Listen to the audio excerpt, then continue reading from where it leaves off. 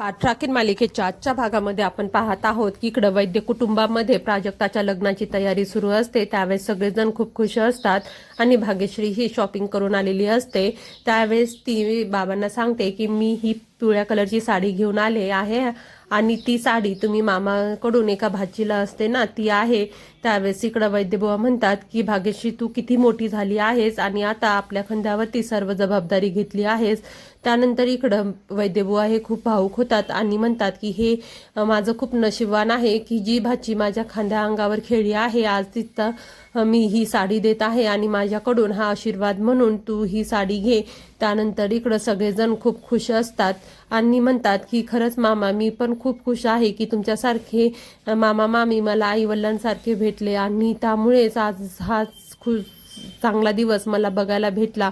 आणि त्यानंतर इकडं तृप्ती ही कौस्तुभला म्हणते की चला आपण मूव्ही बघून येऊयात आणि पॉपकॉर्नही खाऊयात। त्यावेळेस इकडं कौस्तुभ म्हणतो की तू हे काय म्हणत आहेस। त्यावेळेस ती म्हणते की आपल्याला शॉपिंगसाठी कोणीच काही विचारत नाही। त्यानंतर भाग्यश्री म्हणते की आता बस झाला आणि आपल्याला लग्नाची ही तयारी करायची आहे आणि सगळेजण तयारीला लागा। त्यानंतर इकडं प्राजक्ता म्हणते की मामा मी आज खूप आनंदी आहे।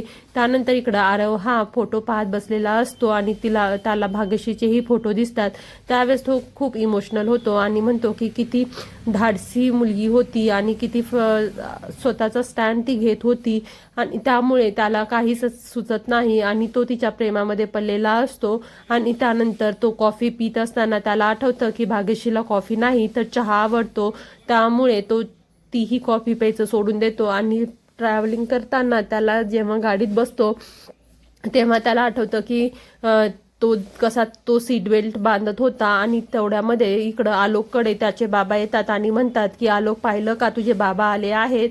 आणि आलोक हा त्यांच्याकडे उठून पाहतो आणि तो तसाच बसून जातो आणि त्यांना काहीच वेलकम करत नाही। त्यावेळेस ते म्हणतात की काय झालं आणि तू बाबांच्या गळ्याला नाही मिठी मारणार का। त्यावेळेस आलोक म्हणतो की माझे बाबा खूप वर्षापूर्वीच या भिंतीला फोटो बनवून राहिलेले आहेत। त्यावेळेस इकडं ते म्हणतात की तुझी एवढी हिंमत कशी झाली आणि तू तुझ्या बाबांशी असं का बोलत आहेस आणि पाहिलं का मी तुझ्यासाठी काय गिफ्ट आणलं आहे आणि हे बघ हे कॅमेरा आहे आणि तुला खूप आवडतं ना। त्यावेळेस इकडं आलोक म्हणतो की मला काहीच आवडत नाहीये आणि तुम्ही इथं का आला आहात। त्यानंतर इकडं भाग्यश्री तृप्ती ही डेकोरेशनमध्ये लागलेली असते आणि मेहंदीसाठीची डेकोरेशन करत असताना ती म्हणते की भाग्यश्री तुझ्या लग्नाऐवजी प्राजक्ताचं लग्न होत आहे, तुला जेलस नाही होत आहे का।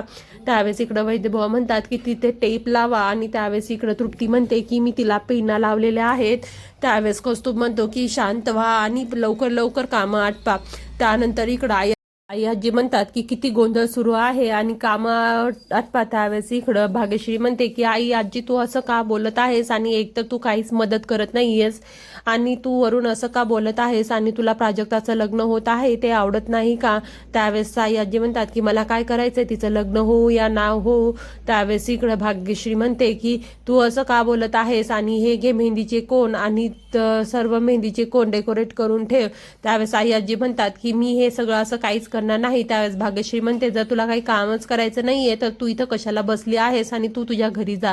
तेव्हा प्राजक्ता म्हणते की भाग्यश्री आजच्या दिवस असं नाही बोलायचं आणि त्यानंतर मेहंदीचे कोण डेकोरेट करायला देते। त्यावेळेस तृप्ती बोलून म्हणते की तू आई आजीला शांत करू शकतेस आणि तेव्हा भाग्यश्री म्हणतेस कळालं का मला प्राजक्ताचं लग्न होत आहे म्हणून जेलेसी अजिबात होत नाही आणि सगळेजण तयारीला लागतात। त्यानंतर इकडं सुलोचना हा तो कॅमेरा घेऊन सांगतात की तुम्हाला काय वाटलं की तुम्ही कॅमेरा आणून द्याल याचा अर्थ तुम्ही बापाचा हक्क मिळवाल, तर असं अजिबात होणार नाही। आणि 15 वर्षापूर्वी तुम्ही इथून निघून गेलात की मुलांचे वाढदिवस तुम्हाला लक्षात नाहीत की तुम्हाला एकदाही फोन करून वाटलं नाही की त्यांची तब्येत कशी आहे हे विचारावं आणि आज सांगायला आलात की एका वडिलाचं कर्तव्य काय असतं। त्यासाठी अगोदर हक्क बजावण्यासाठी अगोदर आपण काहीतरी चांगलं काम करावं लागतं आणि त्यानंतरच तो हक्क आपल्याला मिळत असतो। एखादी सवय बदलायला फक्त 15-20 दिवस हवेसे असतात पण तुम्ही तर 15 वर्षांनी येत आहात आणि म्हणतात की तुम्ही एक बाप आहात। त्यावेळेस ते म्हणतात की एक आईचं काम असतं की नवरा बाहेर गेलेला असल्यानंतर त्याच्या वडिलांना त्यांच्या मनामध्ये जिवंत ठेवण्याचं। त्यावेळेस इकडं सुलोचना म्हणतात की ज्या वडिलाला साधा वाढदिवस ही लक्षात नाही आणि त्या वडिलांबद्दल मी काय सांगायचं होतं आणि आणि तुम्हाला माहित आहे का, एकदा शाळेमध्ये आलोकला वडिलांबद्दल निबंध लिहायला सांगितला होता, तेव्हा त्याने काय लिहिलं होतं, आय डोंट नो. याचा अर्थ समजतं तुम्हाला, की एक बापाचं फक्त कर्तव्य व हक्क बजावण्यात नसतं, तर त्यासाठी आपण अगोदर कृती करावी लागते आणि तो मान त्यांच्या मनामध्ये रुजवावा लागतो, तरच आपल्याला ते सर्व हक्क मिळतात. असं ओरबडून घेतल्याने कोणतेही हक्क मिळत नाहीत. आणि त्यावेळेस इकडं इंद्रजित म्हणतात की तू हे सर्व मुद्दा म्हणून माझ्यावरती सूड ओढवण्यासाठी करत आहेस ना. त्यावेळेस इकडं सुलोचना म्हणतात की अजिबात नाही, मी लहानाची मोठी त्या मुलांना केलेली आहे आणि ही माझी मुलं आहेत आणि त्यांना कसं वाढवायचं आणि कसं ठेवायचं हे मला माहिती आहे. आणि आज येऊन तुम्ही एका बापाचं कर्तव्य गाजू नका. त्यानंतर इकडं लग्नाची तयारी सुरू असताना सगळेजण खूप खुश असतात आणि त्यावेळेस इकडं प्राजक्ताला विचारतात की तुझा होणारा नवरा कसा आहे, आणि ते फोटो पाहतात आणि म्हणतात की खरंच ना, तुझा आलोक सूर्यवंशी तर खूप हँडसम आहेत. त्यावेळेस तृप्ती म्हणते की मेड फॉर इच अदर आहेत आणि हे सगळं कसं झालं आणि आम्हाला तर काहीच सांगितली नाहीस तू. आणि त्यावेळेस इकडं सगळेजण बोलत असतात आणि प्राजक्ता म्हणते की हे खूप घाईघाईमध्ये सगळ्या गोष्टी झाल्या आणि भाग्यश्री सगळ्यांना ज्यूस देते आणि त्यानंतर तिलाही विचारतात की तुला नाही वाटत तुझं लग्न मोडलं आणि लहान बहिणीचं लग्न होत आहे.